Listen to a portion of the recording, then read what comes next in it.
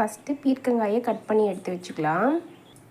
பொரியலுக்கு தேவையான சின்ன வெங்காயம் கட் பண்ணி வச்சுருக்கேன். வரமிளகா, கருவேப்பிலை போட்டுக்கலாம். அடுப்பை பற்ற வச்சு கடாயை வச்சுக்கலாங்க. கொஞ்சமாக எண்ணெய் ஊற்றிருக்கேன்.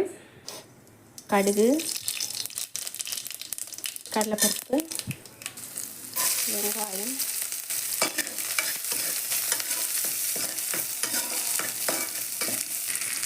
வரமிளகாய் 2, கருவேப்பிலை. வெங்காயம் வதங்கிடுச்சுங்க. இப்போ நறுக்கி வச்சுருக்க பீர்க்கங்காய் சேர்த்துக்கலாம். காய் சேர்த்தியாச்சுங்க. வதக்கிக்கலாம் கொஞ்சம் நேரம். இதுலேயே தண்ணி விட்டு சுருங்கி வரும். அந்த டைம் வரையும் வதக்கிக்கோங்க.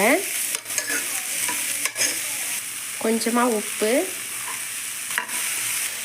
காய் பார்த்திங்கன்னா பாதி அளவு வெந்துருச்சு.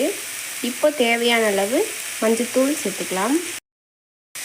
மஞ்சள் தூள், 1/2 டீஸ்பூன் மிளகாய் தூள். ஏன்னா ஏற்கனவே வரமிளகாய் சேர்த்துருக்கோம் நம்ம, அதே போதும். வதக்கிக்கலாங்க.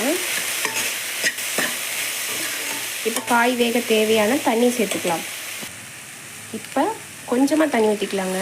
ஏன்னா இந்த காயே தண்ணி விடும். அதனால் கலந்து விட்டுட்டு ஒரு 2 நிமிஷம் மூடி வைக்கலாம்.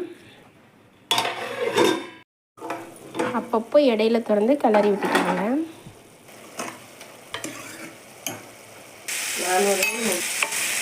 நல்லா வெந்துருச்சுங்க. இப்போ தேங்காய் பூ போட்டு இறக்கிக்கலாம்.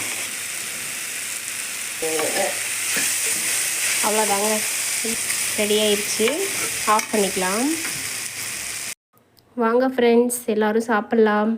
பிடிச்சிருந்தால் லைக் பண்ணுங்கள். தேங்க்யூ.